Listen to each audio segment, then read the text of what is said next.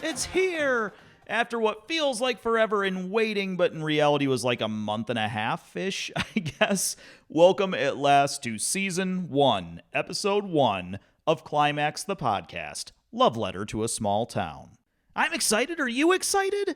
I'm excited most to share these amazing stories and bits of history that I've been able to compile over the last few weeks as I've been working on launching this project.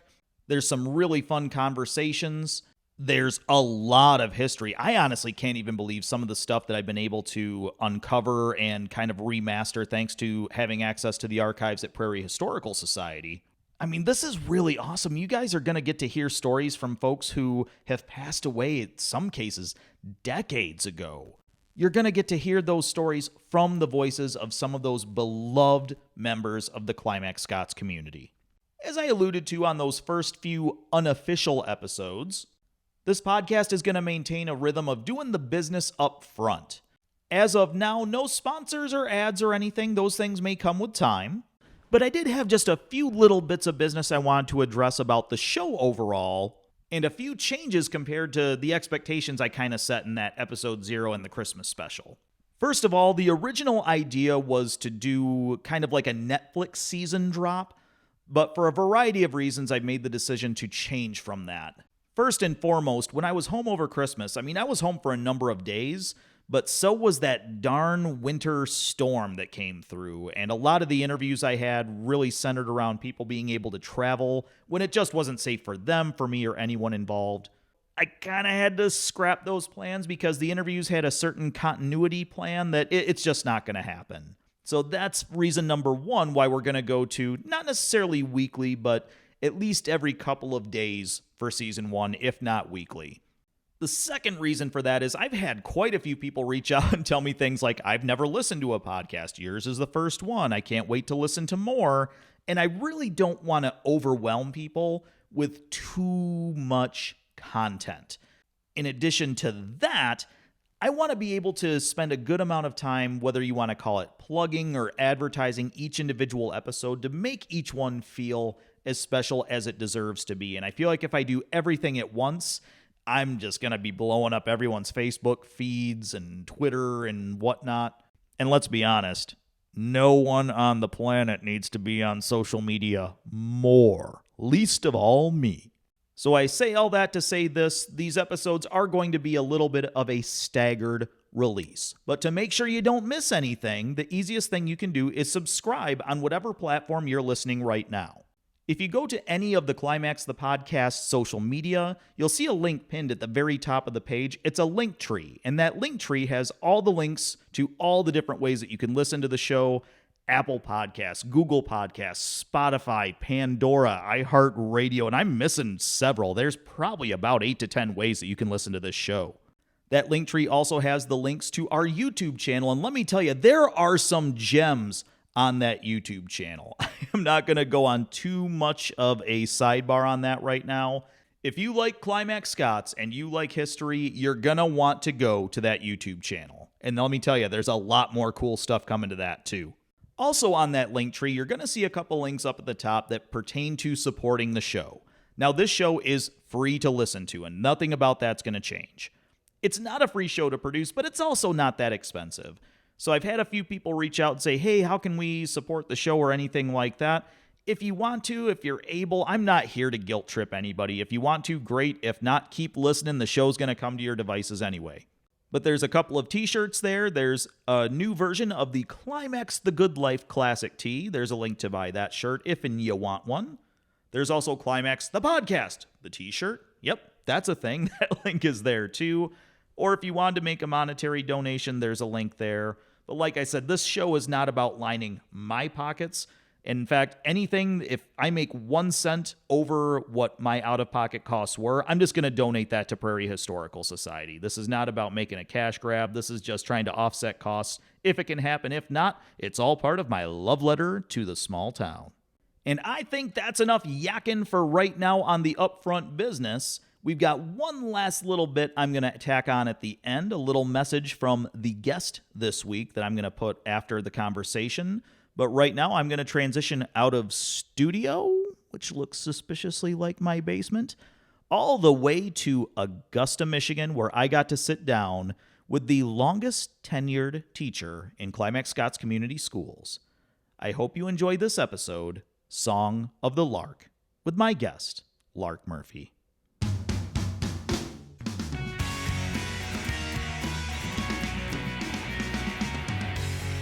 Welcome to Song of the Lark with our very special guest, Lark, a.k.a. don't call her Mrs. Murphy unless you're in her class right now. That's what I've learned.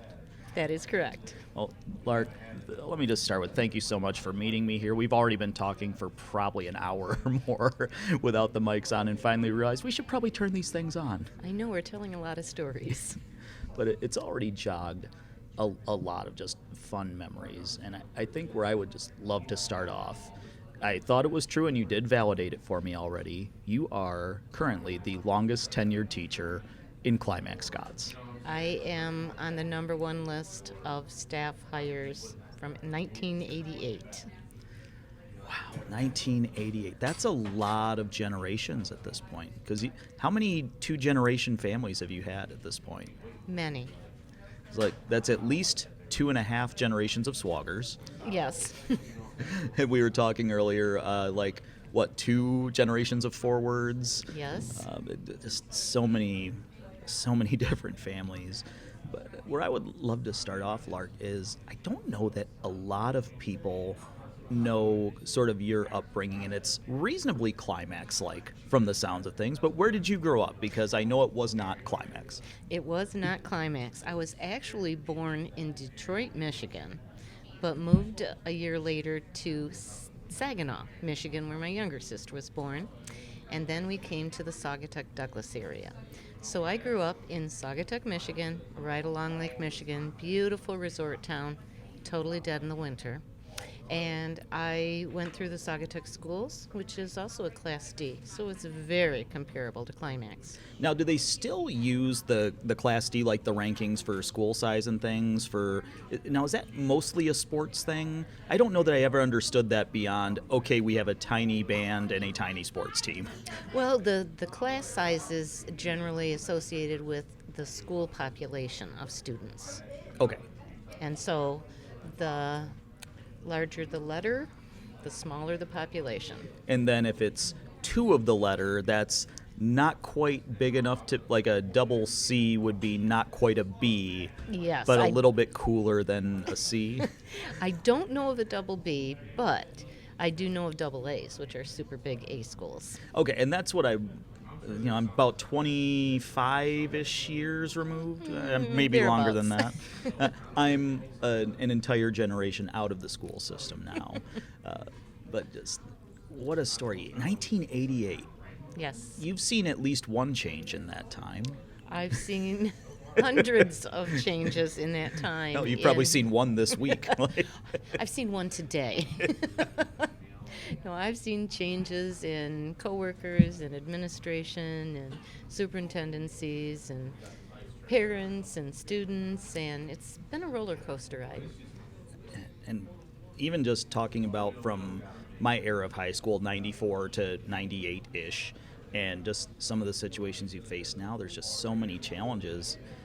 And something I want to go back to this right off the bat. We were reminiscing a bit about, I think we'd only seen each other face-to-face one time since my graduation, and unfortunately that was services circumstances. That was for actually Robert Stoddard, our mutual friend Diane Stoddard, who you taught with for many, many years at Climax-Scotts. But I was glad I got to share with you at that point, and you'll probably remember.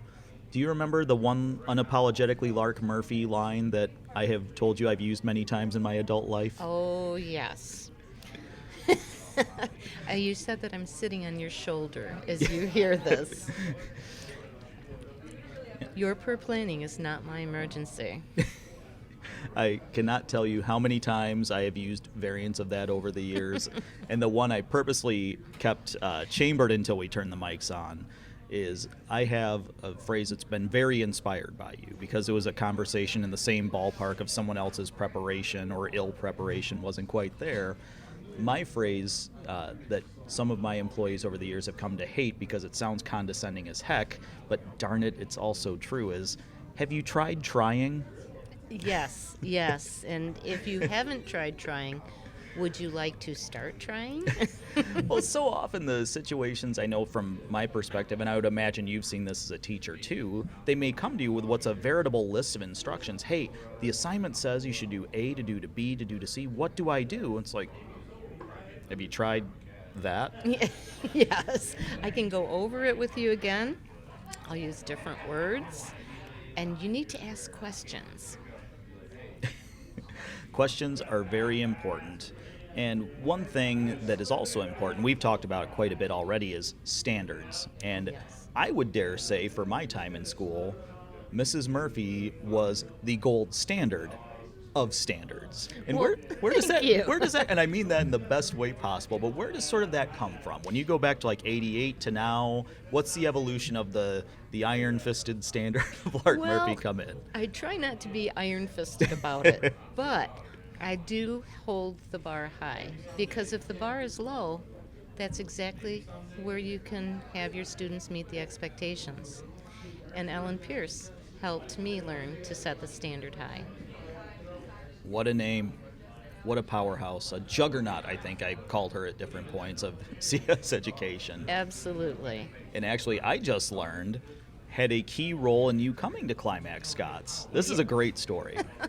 Yes, as a matter of fact, I'd been looking for a social studies position, and at the time, there was an abundance of educators, especially in social studies, but not that who were female. So, I had been calling and calling and calling about, and the current superintendent at that time, Ron Parker, finally was back from vacation and said, "Hey, interviewing's going on right now. Come on in." I rushed in after I cleaned up from the garden, and lo and behold, Ellen Pierce is on the interviewing committee, and she scared me to death. As is tradition. The look, the non-smile, but she was actually the sweetest person that I've ever worked with. But she helped me to set that standard high. Now, tell me how close I am here. Glasses on the end of the nose, Oh, yes, so looking over the rims. absolutely. Chain on the glasses, or with this, Um, the like behind the neck I chain? don't remember that. Because I can tell you, those would strike fear into the hearts of the most seasoned of soldiers at the right time. Absolutely, absolutely. Pen in hand, not smiling.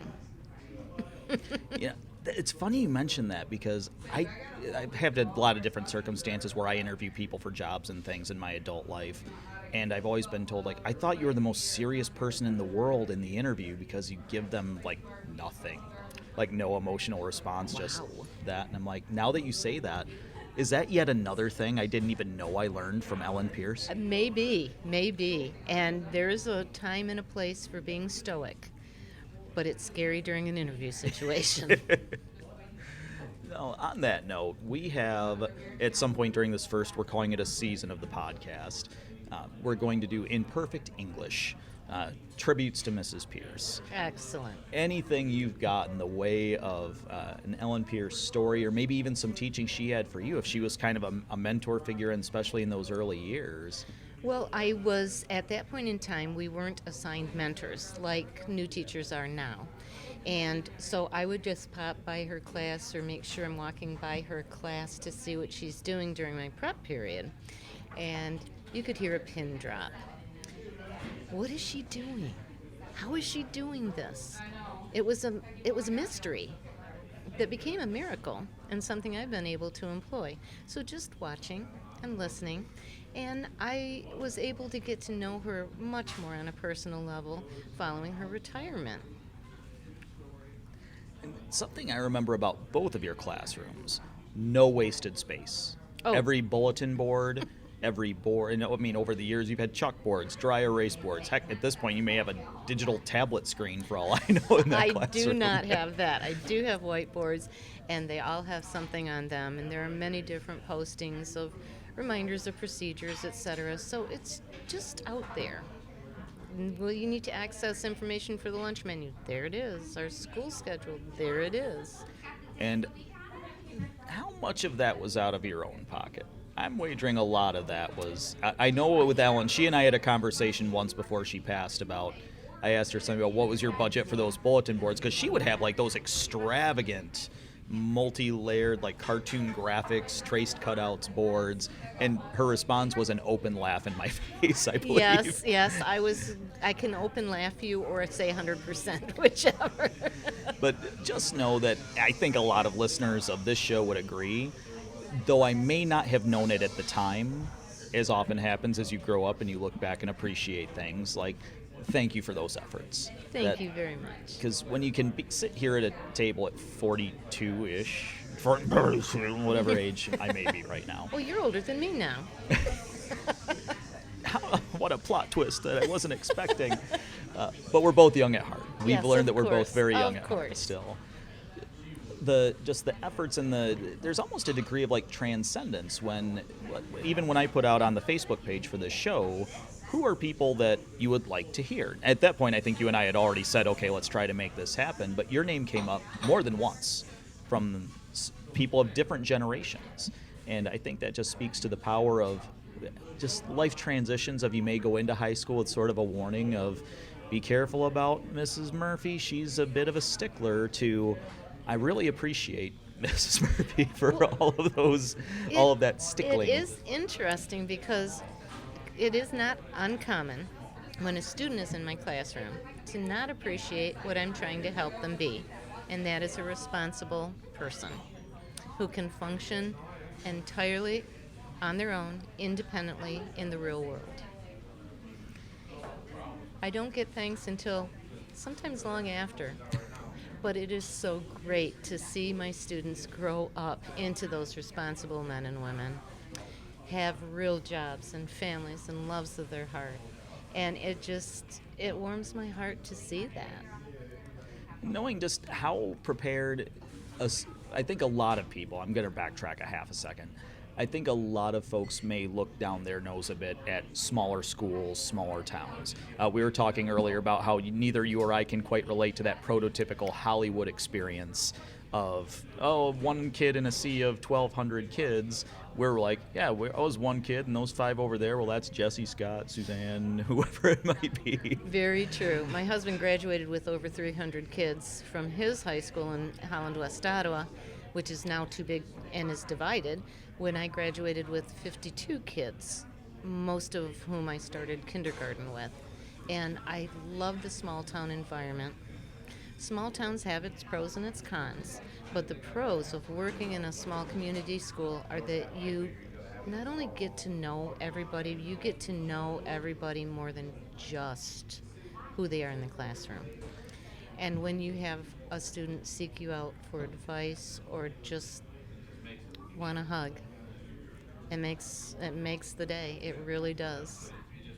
Now, what is your current curriculum? Because I believe in my day, civics, U.S. history. I feel like U.S. history ebbed and flowed from you a couple of times here and there. Yes, it did. Then world cultures at that time was like the junior curriculum, and then government. How similar or dissimilar is today's curriculum to my golden age? Well, back in the day, I was teaching all of those different courses. It's changed a bit with the state of Michigan curriculum. Civics has kind of dissolved. Geography has kind of dissolved, but they've merged into other disciplines. So I currently have 2 U.S. history courses typically taught to 9th graders. Okay. That incorporate geography as well. In the sophomore year, I have world history, which also incorporates geography. In the junior year, I have 1 semester of government, which does that whole civics deal. Okay. And then 1 semester of economics, which is not only big picture, but personal finance as well. Okay, gotcha. So is that kind of a merger of like life skills and government from back in the day a little bit? A little bit. I try to make it as real life and applicable as possible because if you can't relate to it, you can't grasp it. And that's something, again, in hindsight, that I can appreciate is I don't know how many people in the world, maybe it's more than just my group of friends I'm still in touch with from Climax-Scotts, but a lot of us talk often about how vividly we remember like the devil's in the details kind of stuff from, and particularly from English, social studies, mathematics for those of us who are math heads a little bit, and from English. And I don't mean to throw that as I said English, I meant band. And I don't mean that as a slight to any teacher of any of those other curriculums, but when you think of folks like Lark Murphy, Ellen Pierce, Doug Robinson, Diane Stoddard. I'll throw Dale Smith in there. To this day, my Spanish that I'm able to kind of get through Spanish-speaking situations with comes from Dale Smith. Yes, it does. It does. Well, it's just if you can make those details and those nuggets, those memorable points, relatable to your life and your future, they'll stay with you. And now so 1988 to now, what's the quick math here? So that is how many years in the Climax-Scotts system? 34 years in the same room. Is that a career or a punishment? A career. Yeah, A career. I dare say so. In fact, one of my first conversations when we sat down was, are you still in the same room, the last door on the right on the eastern wall of the school? Yes, quick escape. Now that almost was going to be where the new gym was. Wasn't that one of the potential places? At least they didn't take your view away with all of that. I have the view of the greenhouse roof shining in my eyes in the afternoon. But it made sense to put the auxiliary gym down closer to the cafetorium and revisit and refab the main entrance. And I'm looking forward to either tonight or tomorrow. I'm hopefully going to get a chance to walk through the school. You haven't been yet? I think the last time I actually walked more than, say, just like the cafetorium area for a Memorial Day brat and craft fair kind of a thing. The last time I was probably in the halls was in the summer of '99, a year after I graduated. I worked under Dan Zook as a janitor in the schools. All right. And but even that was basically no different than my day. That was maybe another layer of dust on some books on a top shelf somewhere. That's right. Well, with the renovations, everything was cleaned out and stored and then moved back in, at least what would fit. And then with COVID protocols and social distancing, and it was different. And that's one thing that I thought would be probably a good meaty chunk of this podcast, because when I think of all the great memories, personal connections, and things that, like I've said, my generation kind of calls back to her, is that maybe not the forefront of our mind, but with a quick jostling can be brought to the front. But then you throw in a global pandemic and remote learning and things, and I can only imagine the tip of the iceberg of what the challenges must have been for you in that, even with 30, at the time of the pandemic, 36-ish years of education experience behind you. Walk us through what that was like, going from a class of 15 to 30 kids to, is this thing on? Yes. Well, it was unique, and yes, you can teach an old dog new tricks. I had to learn so much that year of the pandemic. I have never taken a computer class. I'm totally self-taught. I had to learn how to use Google Classroom, Zoom, another different grading program, and last year, 2 years ago, we had an online program in case we had to go out again, which we did a couple of times, Edgenuity, and then 2 years ago, we've got new social studies curriculum, which I've worked with in all 4 of my courses, and still doing Google Classroom, and learned a new Power Schools grading attendance program this year. So it's a constant learning curve. So you almost have like a secondary, or I shouldn't say a secondary, an additional degree on top of your other degrees you had already acquired. Online teaching is not my fave by any stretch. I really like the human connection, looking at people in the eyes and seeing them, not just a blank screen with their name on it.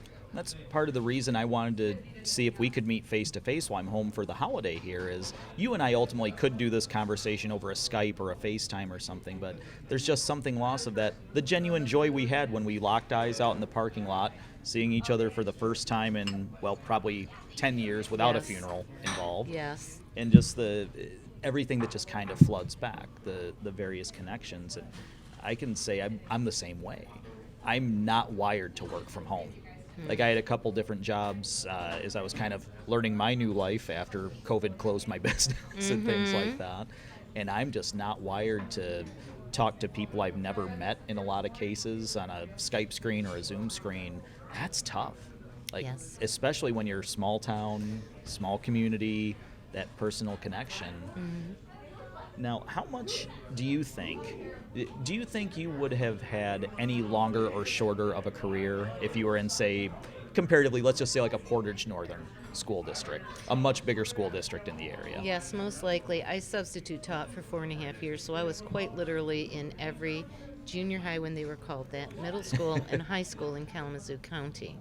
And I've been in the big schools, not a fan. I would have done my time and been out. So the longevity has been much greater for me at a small home-based school where I get to connect with generations of people. Parent-teacher conferences are very interesting with a former student as a parent. What percentage would you say, ballpark, of your students in the last, let's say, 10 years have been a scenario like that, where they're at least the second generation of that bloodline? I'd stretch that out to 15. Yeah. I'm just trying not to age either one of us too bad here. I'm trying still to do us younger both than a you, favor. Kevin. I'd stretch that out to 15. But it is interesting because a parent will come in and they'll be seated with my current student and they'll say, "You know the system. I know the system. It is what it is." 25 years later, Lark still got me over a barrel here. It's funny, they can't call me Lark. They keep calling me Mrs. Murphy. And it's like, there is a time, and there's only one student who has done this. And it was a swagger. Of course it was. Right after graduation, I was thus dubbed Lark. I remember when we were at the services for Robert Stoddard, out of just sheer habit. "Hello, Mrs. Murphy," and I believe your exact words were, "Kevin, how old are you now?" And I think it was 35, 36, whatever it was. Let's say 35. "You're old enough to call me Lark." You basically almost wagged a finger at me and said, "You're a grown man, act like it." "Yes, Mrs. Murphy, I mean Lark." That's probably the single hardest part of this podcast recording is remembering to use Mrs. Murphy in the context of school stories while still calling the person and my now friend in front of me There we Lark. go. There we go. And I do want to touch on the fact that as much as there are things I don't love about social media, and we've had some talk off the microphones, a bit philosophical about social media and the internet and good things and not so great things, but I have thoroughly enjoyed, like through Facebook, I've still knew some details, like about your kids. Like I remember the day you went on leave because Alex arrived, or when Right. Cassie arrived, and so how was band? Did they graduate? Were they in? Yeah. And to me, that's been a joy to still be able to see the thoughts and musings of my high school social studies teacher, and to keep that connection to community. And to me, from the student standpoint, that has been a godsend. So like this podcast wouldn't be happening right now without Facebook. But how has that connection been for you to see different students, kind of what they've gone off to become? Oh, that has helped me solidify the knowledge that I have taught some great human beings. The lives that my former students lead now, they're amazing. They're so diverse, and I'm so proud of them. And going back to those school days, you always treated kids like people. I never felt like I was, young man or lesser person. You mentioned earlier, trying to prepare them to be functional adults in the world. And when I look back at, for as much as I can remember, okay, yep, my heading had to be these 3 lines and on the right margins and some formatting things. But I equally remember us bonding over things like our mutual love for Rocky Horror. Oh, yes. Where we, under very interesting circumstances for a then 14 or 15 Kevin and circa 1994 Lark Murphy, do you want to tell your side of the story of the time we ran into each other out of school the one time? Okay, this is one of the many times I have frequented the Barn Theater for the Rocky presentation, and much to my surprise and delight, I see two current students dressed for the occasion. And I'm just going to say, I'm glad I wasn't. I remember those two people were my sisters. Mm-hmm. I was not there for this trip, but to me this is just one of those that's so Climax stories. So I go into my freshman year, sophomore year of high school or so, and I had it in my head, oh, Mrs. Murphy likes Rocky Horror. So I bring you a picture of me in full Frank and Furter Yes. regalia, and if you don't know what that is, maybe don't Google it at work. No. But what a small town thing. Like, if I did that in a modern day large school system, I'd be institutionalized and put into like 5 different therapy programs. You would be at least out of school suspension. But it's like, it was just fun. Like, Yes. Rocky Horror is a fun little campy thing, and it became a bonding point for us where Exactly. the barn would do it about every other year. So at that They've point, been doing it every year the last 3. sounds like somebody's still scratching her Rocky itch here Yeah, and a there. little. On the spot, favorite Rocky Horror number? Oh, Time Warp. Just the party scene, Time Warp. It's hard to argue with the classics. And I have a confession that one of my go-to karaoke jams is Sweet Transvestite. Really? And I do not tone it down at Good all. for you. Shocking as that may be for you to hear. Do you dress for the occasion? If I knew in advance, a lot of times karaoke is not the thing you plan Correct. for. You're just like, oh, like where we are right now, they could pop a karaoke monitor up, and I'd be like, hey, Lark, check this out. But just I think that emphasizes the human touch of Sure. how many schools would have no idea if you even had said the words Rocky Horror in that order, or can I even mention that? It's the small town. It has its more charms than things to look back and go, Yes. I mean, that this is podcast true. exists from a standpoint of loving this community. Correct. And for as much as either of us can think of, did we miss out on this or that, we're both very aware of how much more we got, how much more enrichment we got from basically tailored attention. Mm-hmm. Like, what's the average class size of some of the bigger schools in the area now that they're back in school? Well, I haven't been in a larger school classroom for 34 years, so I can say that 25, 30, At least, I would right? guess. Yeah, I used to have 30. Now I have 25. And that's got to be if you got 25 now, that's a bit of an uptick then, because Climax enrollment was down in the early 2000s, right? Mm-hmm. School classes probably around like 15 to 20 for a number of years. It kind of roller coaster rides. I've got my 2 freshman classes. They tend to be the largest. I've got a 23 and a 25. In my world history, I've got a 22 and a 24. And my government classes are the lightest loads I carry, and they are bookends. They're at the beginning, at the end of the day, so it's lovely. Well, and as much as at first I was like, why is that blank? Oh, wait, nope, that makes sense. People have babies. They have different things come up. Maybe they don't make it through school. And I feel like at a school like Climax, you're just so much more aware of those things because almost everything's under a magnifying glass at all points. Absolutely, a microscope. But how great is that? Like, it's when you have parent-teacher conferences, I can only imagine how, to a degree, I don't know if redeeming's the right word, but to be able to pull out that, Mr. insert last name here, I have not changed this method in the last 25 years or however long since you've been I've in school. changed, I've modified, I change every year, and if I don't change, that's the time for me to go. But I still have kids write their heading.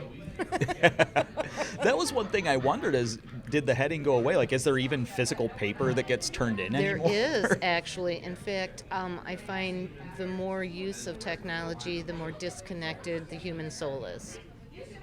And so I prefer the face-to-face, the discussions, the paper pencil. Does it take time?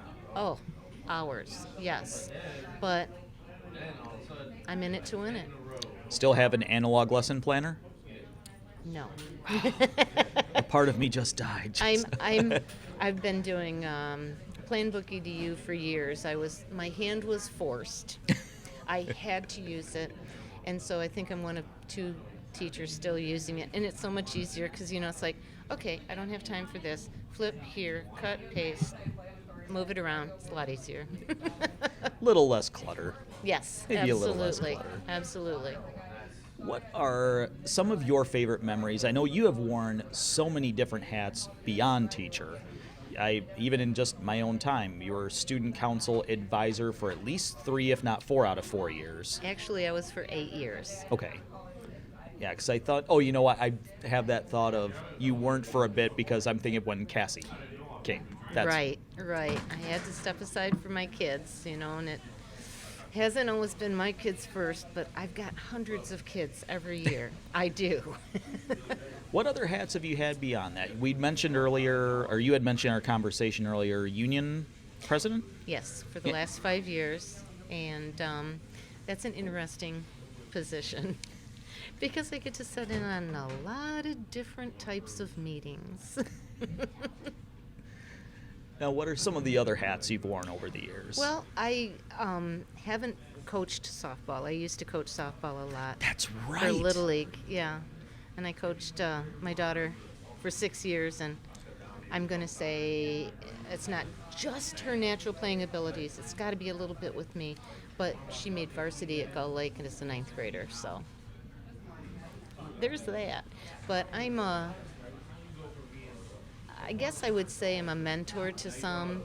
Kids can come in and talk to me anytime they want to. I'm there before school. I work during my lunch. Drop on in. You got a question? You got a concern? You just need a hug? Hey, here I am.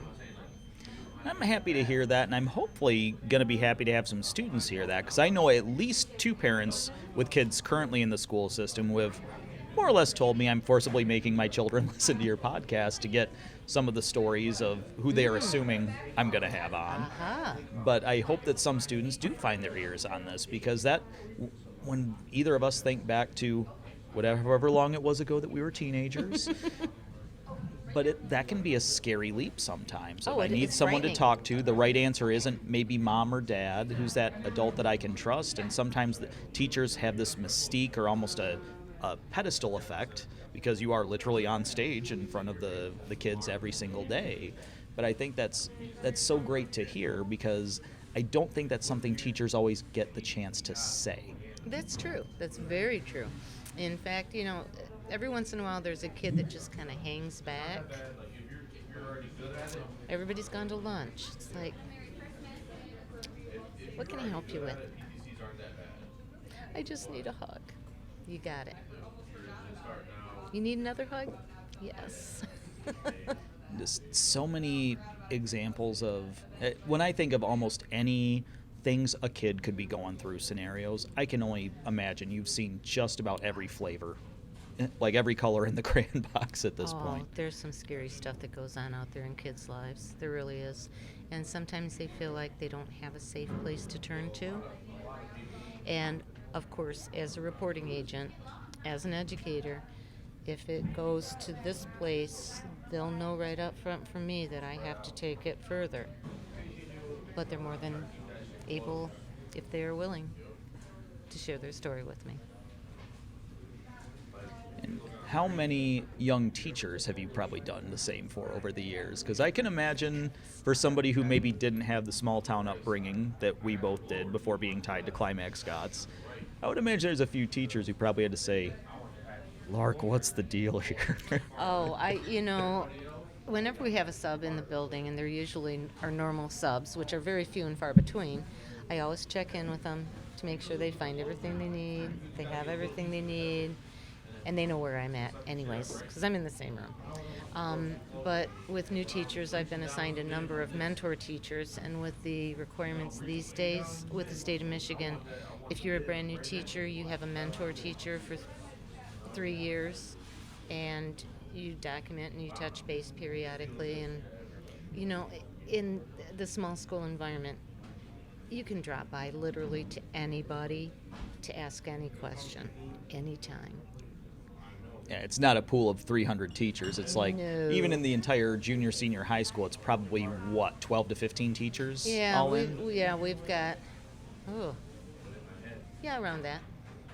So I'm just trying to think of even the school. I'm visually walking through the 1995 era hallway. I'm like, okay, on the left, Pierce, then kind of rotating other English teachers next to there. Across the hall, science labs. Then you had what used to be Dale Smith's classroom, and then the adult education office, library. Turn that corner, art room on the left, Robinson on the right, special education across the hall, and then me, and then it's fluctuated across the hallway from me. We've just hired another math teacher, and so she'll be starting the second semester. talk about big shoes to fill too. Yeah, well, our junior high person from last year has moved into Doug's position, Okay, gotcha. and so it will be the other high school junior high math position. Okay, Well, got it. more high school. Just, I mean, when you look at, as much as to us, that's our big whole world. Right. That's like a 50-foot run hallway. Right, It's not right. exactly, a planet. And we have 5 minutes between classes. Don't tell me you're going to be late. You can't get lost in this. 5 minutes? 5 minutes. Is that crazy? I can go down with my short little legs to the office, talk to somebody, come back, let all my students in before the bell rings. So if I can do it, they can do it. Now, you mentioned office. So is the office now to what you and me was the old superintendent's office? Because there's the old office, which was a teacher's lounge Which last is a I knew. teacher's lounge. And then there was the office kind of at the top of the stairs before it goes down Yep. to the gym, so Yep. that's still the office? That's still the office, and the soup's office is out of the building and just around the corner, outside of on the other side of the wall from the weight room. Gotcha. And then that's where the old bus garage used to be, was kind of over there. Yeah, the bus garage is still across the driveway from there. Yeah. So the reason I wanted to go down the rabbit hole of office, plus hopefully that was fun for listeners just to kind of walk through the hallways of Climax-Scotts if you haven't been there in a minute. Administrations. You have seen a number of administrations. Yes. And I'm sure as a teacher you probably have many thoughts on both sides of coins, but we will have to keep things positive and upbeat. I've got to guess, but who would be some of your favorite administrators from over the years? Oh my goodness. Well, Ron Parker, when he was at Galesburg Augusta, where I was before CS, he was a good superintendent. Oh my goodness, I've had so many principals through time. Our current principal is in his 5th year, and we've got a very good working relationship.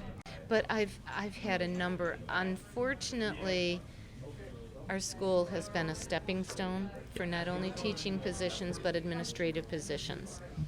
Serve some time, get some experience, and then go on to higher paying options. Yep. Even just example, it comes to mind, Julie Cummins, phys ed teacher to athletic director to assistant principal to principal to She was principal. a counselor too, wasn't she? I don't remember that. I'm not saying she Oh wasn't. no, I I'm don't thinking of remember. Deb Jarvis. Yes. Okay. Yes. Okay.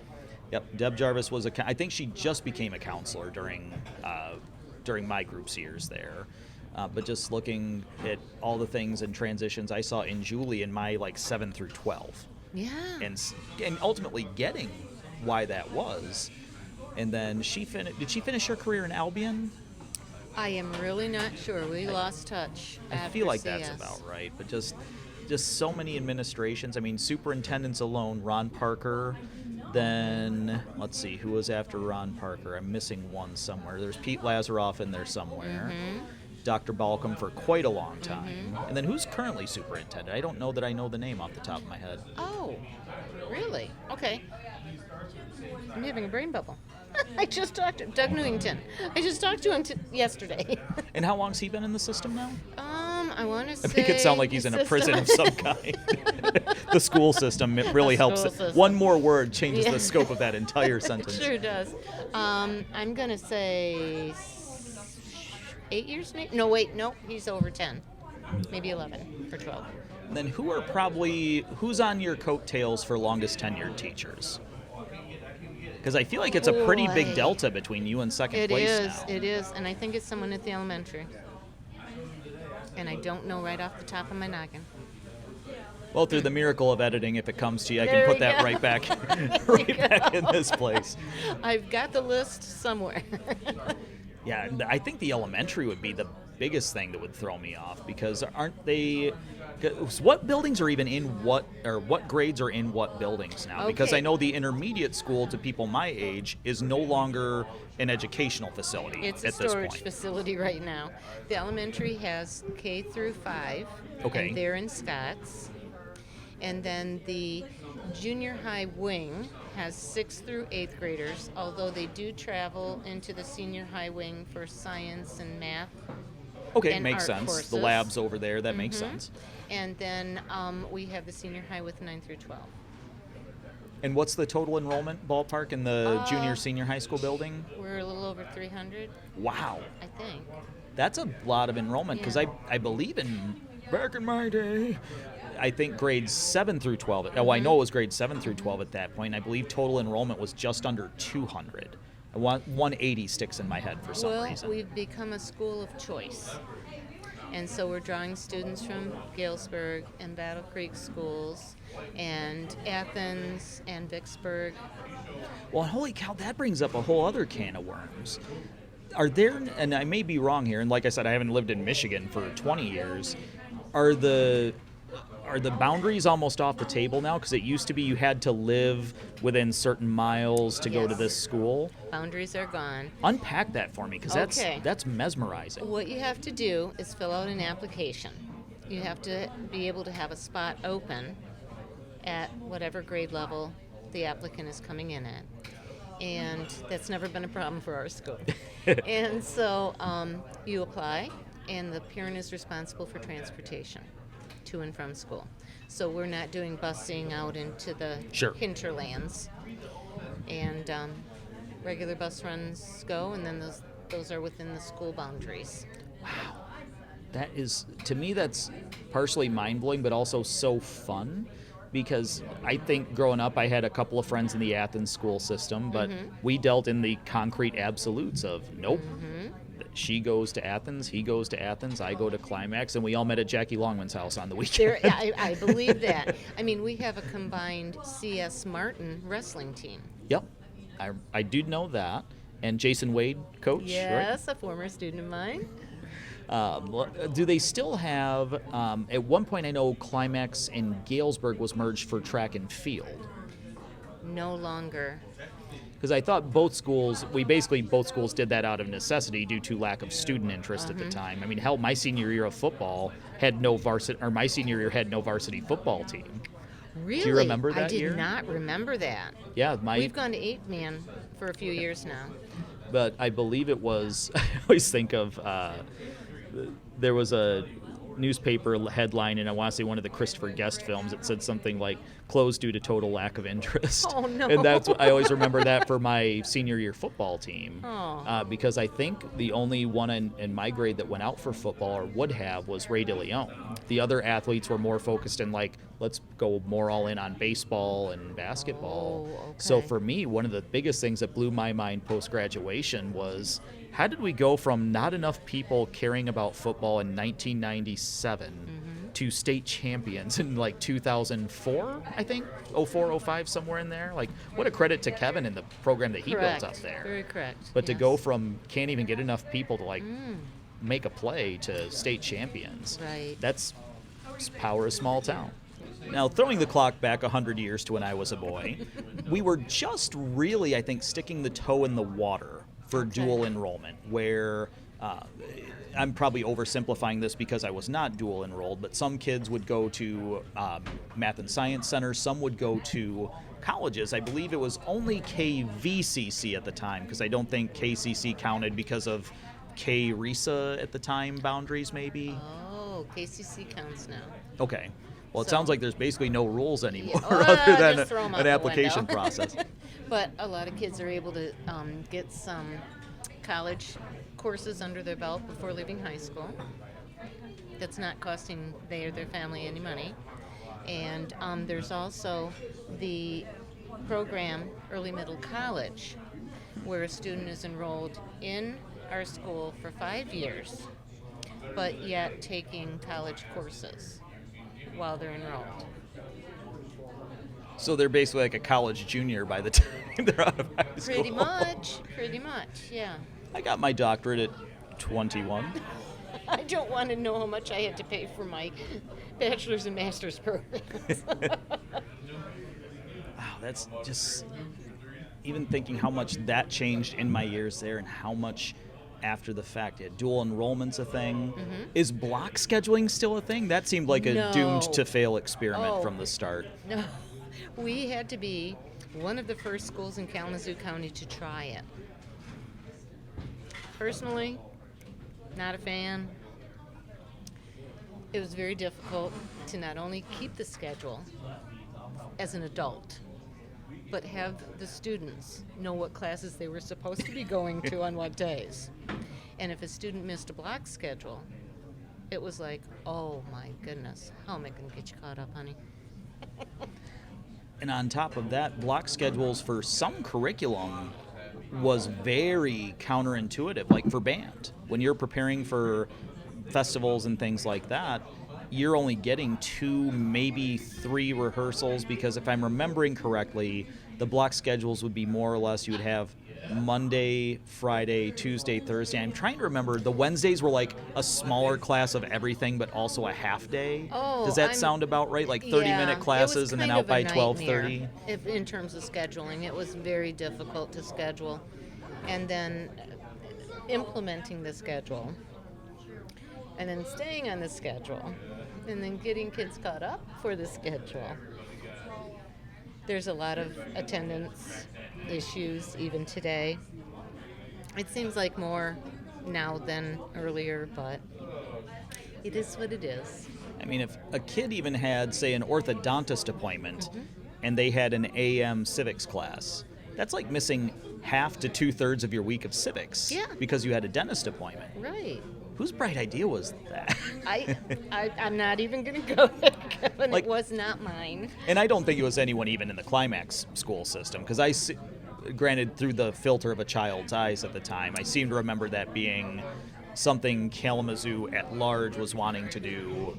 So we jumped in feet first. Yep, jumped in feet first and still hit our heads. And then we climbed out of the pool real quick thereafter. Yeah, because I don't remember that lived very long, because it was there the entirety of my years. And I think, God, this is like an acid flashback or something here, or so I've been told. Yikes. The block scheduling, I think the intent was to improve assessment scores, like the MEET tests. At that time, I'm sure it's changed by now, but the Michigan Educational Assessment Program. Yes. And because we had, in the morning, they called them enhancement classes. So it was basically, if you're not doing too hot in social studies, you Show had up. an hour with Mrs. Murphy in the morning. Yeah, because I think that was the intent, was to Yes. focus on the problem areas for the state. But the difficulty with that is, if we are teaching to the assessment, are we missing teaching? My humble opinion, yes indeed.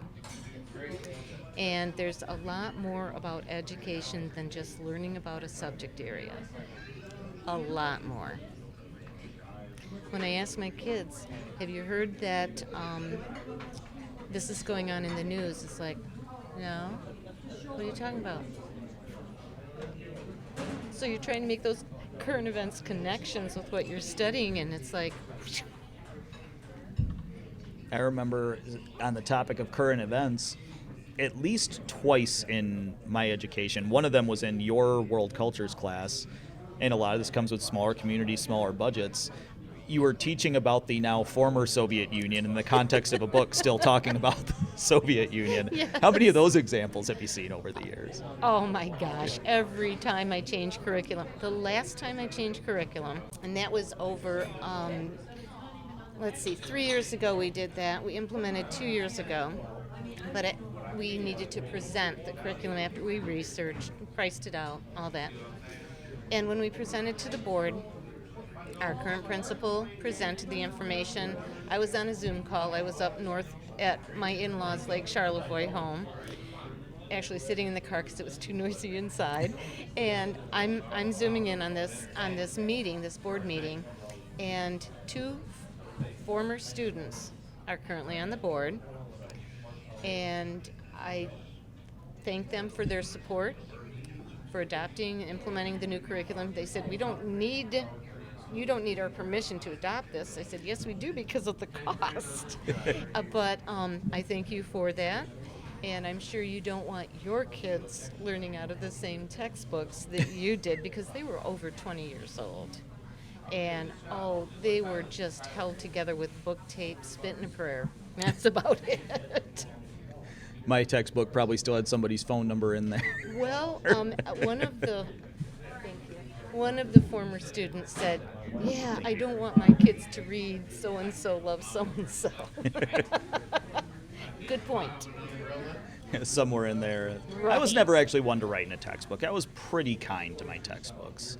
Maybe put a pencil inside of one and ruined a binding You wrecked here the and there. binding. Oh, Kevin. I know you caught me at least one time doing that. At least.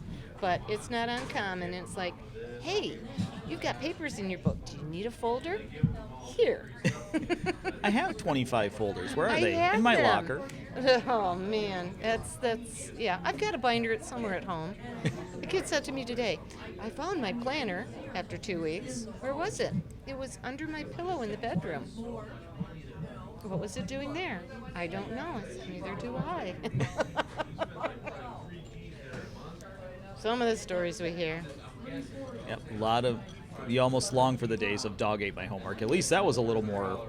Okay, I get it. That can happen to anybody. That could happen to anyone. Starting your wood-burning stove, probably not a good idea. Now, here's a topic that I wanted to make sure we brought up.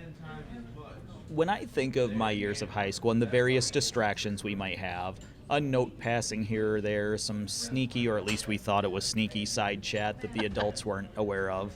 Hindsight, okay, you just gave us a certain length of rope before you pulled on it. Smartphones are in virtually every human being who has dexterity in their thumbs these days. Yes, How indeed. much has how much has the advent of the smartphone changed the teaching game? Well, this year is the first year I explicitly wrote it into my class syllabus. Your cell phones are not welcome in here. We've had a meeting. Administration says, keep your cell phones in your lockers. If you want to check them at your locker, fine. Leave them there. If a cell phone goes off in class, I'm expected to take it. Those are the expectations, and I'm there to fulfill the expectations. And yes, I turn out being the bad guy sometimes when I do that, but I'm doing my job. And earbuds. Ooh, wireless earbuds. You know they're listening to tunes. They're jamming out during class, and it's so obvious. Do they think I'm not quite with it yet? What's going on? It's like, okay, so I have Ziploc bags. It's like, drop that earbud in there because I'm not going to touch it. Yes, I will put a note in there. I've talked to you about your earbud 3 times in the last 2 days, and you're listening to music in my class. Sorry, not my problem. There it is. It's really a problem because the amount of Instagram notifications and TikTok notifications, it's like ping ping, and the kids just know if they ping, I have my eyes on them, and they just sheepishly come up and give me their phone. But when I think of so many layers to that, like even implications in the cheating game for those who yes. maybe are not on the up. I mean, right now I'm wearing a smartwatch, and that makes me think somebody could be texting me answers to a test or something. There's layers to that I think people my age or maybe even like 10 years south of me would probably be like, oh my gosh, I've never thought of that way. I'm 10 years north of you and then some, but I do know of this. I also have a smartwatch. And I have had incidents with phone-related cheating. And I've caught them. And they have nothing to do but say, yep, oops, my bad. Sorry, That was a Oops. oops, that was not your best decision. Just when I think about even just going to the grocery store, do you remember a time when we could go to a grocery store without 4 phone calls and like 3 Instagram posts? And I'll admit, I can be bad about that sometimes. But the other day, like 2 days before I came home, I was getting 2 or 3 things at a Meijer store. And I just happened to notice, because my phone was buried underneath layers of winter coat and such, how many people are like almost running into things or bumping into people, or just you see so many people like go 4 aisles past where they want, and then they put their phone down and go, oh wait, I needed peanut butter, and it's just such a distraction. It is. It's a distraction from human connection, because people on their phones are not paying attention to life around them. And they can walk right on by what they should be doing. They can ignore people they shouldn't be ignoring. And this impersonalization of communication, I've really noticed a difference. I mean, cyberbullying. It's so easy to speak your mind to someone you are not looking at in the eye and seeing the hurtful expression in their whole body. Yeah. And you can't take it back. You can't put butter over it. Take a piece of paper and crumple it up as tight as you can. Step on it, stomp on it. Now unwrinkle that piece of paper. Is that piece of paper whole? No. It's got wrinkles and crinkles and tears all over in it. And that is exactly what cyberbullying is. Plain and simple. Just the scalability of that for people who maybe don't have kids or haven't had to deal with children in a teaching situation. I always say look at any celebrity's Instagram and just look at the comments. Any celebrity, whether you like them or take somebody you even like or you think is fairly well liked. Okay, boom, I'm looking up this, and then some random person with probably a burner screen name, or like anybody can say anything because it's this consequence-free environment. And you know what? Somebody like, I don't know, The Rock can probably handle that, or even has a team of people to handle that. A team of people, right? I'm assuming the Kardashians can either shrug it off or pay someone to shrug it off. That is correct. But now you put that on a Climax-Scotts sophomore. You put that on any teenager from wherever they are, and it is a burden they carry for the rest of their lives. It hurts. Like even some of my own family and friends, when we talk about Climax memories, it's largely good stuff, but every once in a while you'll get that, oh, I remember that one time somebody commented on my appearance in some way, and 20, 25, 30 years, a lifetime later, that cut's still pretty deep. Oh, yeah, it does. I mean, I've got to be honest with you. I am not the good guy in some people's views because I hold high expectations. But darn it, those high expectations are going to make those kids better people, better human beings. And they're going to learn from the mistakes of the past so they don't screw up again. And I can dare say you did that with probably the majority of your students, and she has no grade book in her hand. This woman no longer has any power over me or influence on my college decisions. That is coming straight from the heart. Well, Lark, we are probably at that time where we probably should both go to our families because it's Christmas and stuff, but just thank you for this. This has been, before the mics were on, while the mics were on, this has just been a pleasure to catch up on so many levels as both grown-ups now. Yes.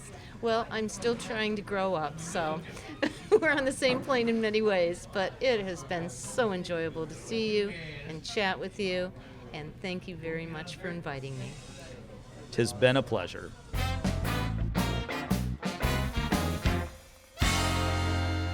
I really hope everyone enjoyed listening to that just as much as I enjoyed having that conversation with Lark Murphy. I did have just 2 more things I wanted to put on here at the end at Lark's request. One of those was, this is her 35th year at Climax-Scotts. I think we might have said 34. Our math may have been a little bit off during the interview, but 35 years at Climax-Scotts. That is simply amazing. And the last little note is Lark wanted to share that she has been amazed that there have been so many of her former students who became educators for their careers. And with that, that puts a wrap on Season 1, Episode 1. What did you think? Did you like it? Make sure you hit those subscribe buttons and like us on all of these feeds. Leave us a review on those feeds. All of those things help get more eyes and ears on the show. Thank you for joining Climax the Podcast, Love Letter to a Small Town. We've got more in the pipeline real soon. Take care, everybody.